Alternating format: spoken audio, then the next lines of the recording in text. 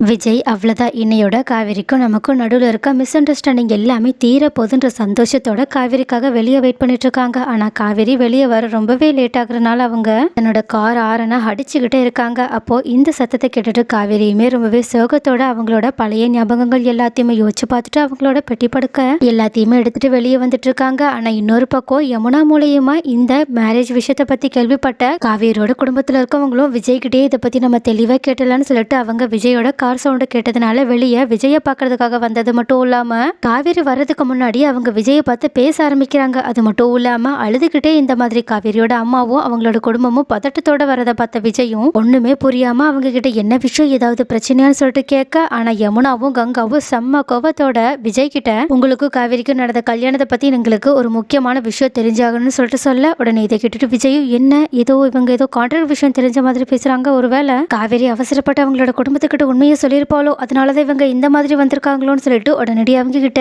எதுக்காக என்ன விஷயத்தை பத்தி கேக்குறீங்கன்னு சொல்லிட்டு ஃபர்ஸ்ட் தெரியாத மாதிரி கேட்க, ஆனா கங்காவோ பொறுமையை இழந்து நீங்க காவேரியை ஒரு வருஷம் கான்ட்ராக்ட் போட்டு தான் கல்யாணம் பண்ணிக்கிட்டீங்களான்னு கேட்க, உடனே கன்ஃபார்மா காவேரி தான் இந்த விஷயத்த சொல்லியிருக்கணும், மற்றபடி வேற யாராலையும் தெரிஞ்சிருக்க வாய்ப்பில்லைன்னு சொல்லிட்டு புரிஞ்சுக்கிட்ட விஜயும் ஆமா அது என்னமோ உண்மைதான், ஒரு வருஷத்துக்கு தான் நான் காவேரியை கல்யாணம் பண்ணிக்கிட்டேன், ஆனாலும் இப்ப ஏன் நீங்க அது எல்லாத்தையுமே பத்தி கேட்டுட்டு இருக்கீங்கன்னு கேட்க, ஆனா அப்ப கரெக்டா இந்த மாதிரி தான் ஒரு வருஷம் கான்ட்ராக்ட் போட்டு தான் காவேரியை கல்யாணம் பண்ணிக்கிட்டேன்னு சொல்லிட்டு விஜய் அவங்களோட ஃபேமிலி கிட்ட சொல்றதை கேட்ட காவேரியும் விஜய் தப்பா நினைச்ச மாதிரியே நினைக்க ஆரம்பிக்கிறாங்க. அதாவது விஜய் தான் இந்த உண்மையை தன்னோட குடும்பத்துக்கிட்ட அவசரப்பட்டு உடைச்சிட்டு இருக்காங்கன்னு சொல்லிட்டு அவங்க நினைக்கிறாங்க. ஸோ இதனால ரொம்பவே பதட்டப்பட்டு உடனடியே விஜய் அடுத்தது பேசுறதுக்கு முன்னாடியே ஓடி வந்து அவங்களோட ஃபேமிலி கிட்ட நீங்க எதுக்காக இதை பத்தியில இவங்க கிட்ட கேட்டுட்டு இருக்கீங்கன்னு சொல்லிட்டு ரொம்பவே கோவத்தோட விஜய் கிட்ட நான் உங்களை எவ்வளவு நம்பினேன், நீங்க என்ன இப்படி ஏமாத்திட்டீங்கல்ல, என்ன இந்த வீட்டை விட்டு வெளியே போக சொன்னது கூட நான் ஏத்துப்பேன், ஆனா இப்படி என் குடும்பத்துக்கிட்ட போயிட்டு இந்த உண்மையை உடைச்சிட்டீங்களேன்னு சொல்லிட்டு அழ ஆரம்பிக்கிறாங்க. ஆனா இதை கேட்டுட்டு விஜய் தான் அப்பதான் யோசிக்க ஆரம்பிக்கிறாங்க, அப்பனா இந்த உண்மை காவேரி மூலயமா அவங்களோட குடும்பத்துக்கு தெரிய வரலையான்னு சொல்லிட்டு. ஆனா அந்த யோசனையை முடிக்கிறதுக்கு முன்னாடியே காவேரி மறுபடியுமே அவசரத்துல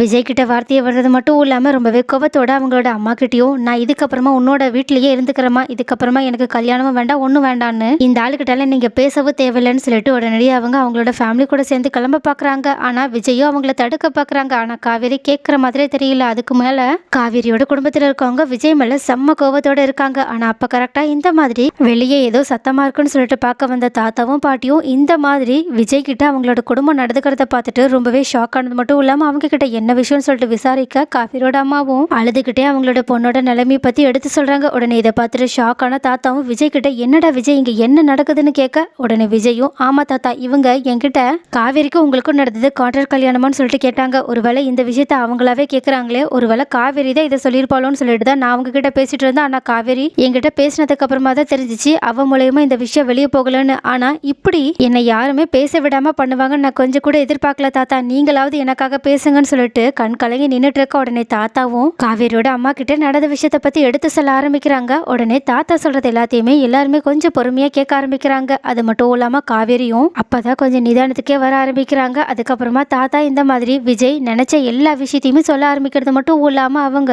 அந்த கான்ட்ராக்ட ஒரு பொருட்டாவே எடுத்துக்கலன்ற விஷயத்தையுமே சொல்றாங்க. அதுக்கும் மேல வெண்ணிலா உடம்பு குணமானதுக்கு அப்புறமா இங்க இருந்து கிளம்பி போயிடுவான்னு சொல்றாங்க. அதே சமயம் இப்போ விஜய் காவேரிக்கு கொடுக்க நினைச்ச சர்ப்ரைஸை பத்தியுமே எடுத்து சொல்றாங்க. அப்போ இதை கேட்டுட்டு காவேரி ரொம்பவே அதிர்ச்சி அடைஞ்சது மட்டும் இல்லாம விஜய் கிட்ட என்ன விஜய் அப்பனா நீங்க அதுக்காக தான் என்கிட்ட அந்த கான்ட்ராக்ட்ல கையெழுத்து வாங்கினீங்களா, அப்பனா இது ஒன்னும் டிவோர்ஸ் பத்திரம் கிடையாதான்னு சொல்லிட்டு கேட்க, உடனே விஜயும் என்னடி லூசுத்தனமா உளறிட்டு இருக்க, நீ எப்படி நான் உன்னை விட்டுட்டு அவ்வளவு சீக்கிரமா போயிடுவேன்னு சொல்லிட்டு யோசிச்ச, நீனா எனக்கு எவ்வளவு பிடிக்கும்ன்றத நான் உங்ககிட்ட சொன்னா மட்டும் தான் உன்னால புரிஞ்சுக்க முடியுமா, நான் உங்ககிட்ட எப்படியெல்லாம் நடந்துக்கிறேன் அதை பார்த்தா கூடவா உன் மேல எவ்வளவு அன்பு வச்சிருக்கேன்றது உனக்கு புரியல அப்படின்னு சொல்லிட்டு அவங்களோட குடும்பத்தை திரும்பி பார்த்துட்டு ஒரு நிமிஷம் என்னை எல்லாருமே எவ்வளவு கேவலமான ஆளா யோசிச்சு பார்த்துட்டீங்கல்ல, ஏன் நான் சொல்ல வர்ற நியாயத்தை கூட உங்களால காது கொடுத்து கேட்க முடியல, அந்த அளவுக்கு நான் மோசமான ஆளா இருப்பேன்னு சொல்லிட்டு உங்களோட மனசுல இருந்திருக்கான்னு சொல்லிட்டு ரொம்பவே வருத்தப்பட்டு பேசினது மட்டும் இல்லாம குமரன் கிட்ட என்ன பிரதர் நீங்க கூட என்ன நம்பலையான்னு சொல்லிட்டு கேக்குறாங்க. உடனே குமரனும் இல்ல பிரதர் எனக்கு நீங்க எந்த தப்பு பண்ணிருக்க மாட்டீங்கன்ற நம்பிக்கை இருந்துச்சு, ஆனா நீங்களாவே இந்த மாதிரி கான்ட்ராக்ட் விஷயத்தை பத்தி பேசும்போது என்னால அப்போ எதுவுமே பேச முடியலன்னு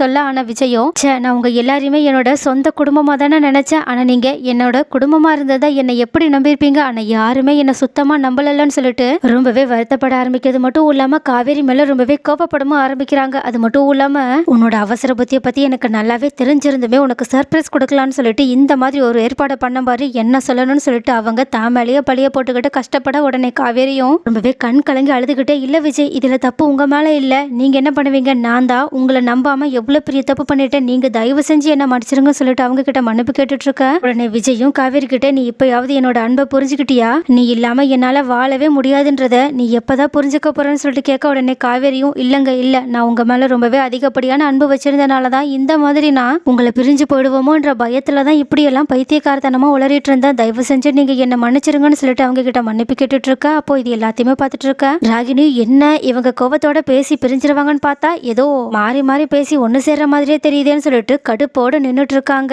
ஆனா விஜயோ காவேரி எப்படினாலும் இப்படிதான் நடந்துப்பாங்கன்னு சொல்லிட்டு ஏற்கனவே நினைச்சு வச்சதுனால அவங்க காவேரி மேல இருக்க கோபத்தை கொஞ்சம் கொஞ்சமா குறைச்சிக்க ஆரம்பிக்கிறாங்க.